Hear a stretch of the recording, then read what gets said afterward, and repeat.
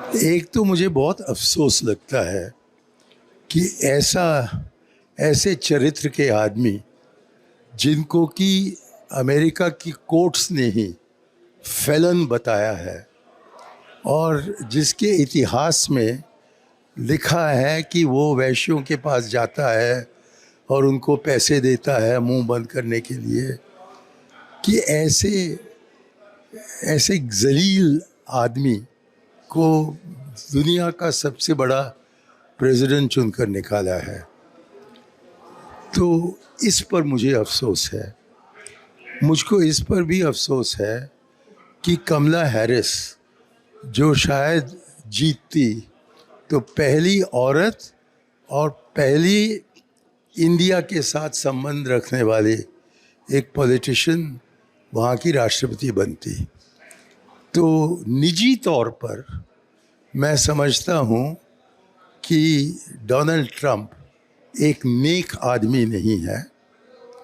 अलग बात है कि आप पूछें कि हमारी राजनीति पर इसका क्या असर पड़ेगा, लेकिन ये मैं कहूँगा कि चरित्र देखें दोनों का तो कोई शक ही नहीं है मेरे मन में कि गलत आदमी चुनकर आया है। ये है मेरी निजी राय।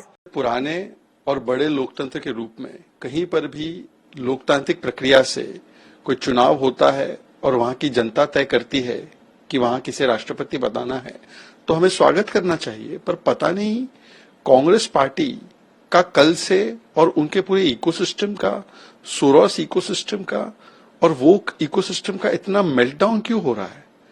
भाई, कांग्रेस पार्टी यहां पर चुनाव होते हैं तो ईवीएम, इलेक्शन कमीशन जनता के ऊपर सवाल उठाती है।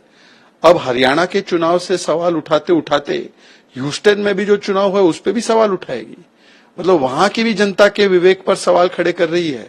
जिस प्रकार की टिप्पणी मणिशंकर अय्यर, राशिद अल्वी, कांग्रेस के अलग अलग नेताओं के, टीएमसी के नेताओं के आ रहे हैं, ये दिखाता है कि डेमोक्रेसी की जीत हुई है, इससे उनको कोई फर्क नहीं पड़ता। हाँ, फेक न्यूज, फेक नैरेटिव की हार हुई है। ये संविधान खतरे में, डेमोक्रेसी खतरे में है, इस प्रकार के नैरेटिव की हार हुई है। ये पॉलिटिक्स ऑफ फियर मॉन्गरिंग की हार हुई है। तो इससे सबसे ज्यादा क्षति यहां पर बैठे कुछ सोरोस इकोसिस्टम के लोगों को हुई है। तो समझ में नहीं आता कि ये मेल्टडाउन क्यों हो रहा है। और ये मणिशंकर अय्यर वही है जो पाकिस्तान के तलवे चाटने जाते हैं और पाकिस्तान के पास भीख मांगते हैं कि मोदी को हटाने के लिए मदद कीजिए, और अमेरिका के लोग अमेरिका में किसी को चुनते हैं तो वहां पर अमेरिका की जनता को गालियां दे रहे हैं।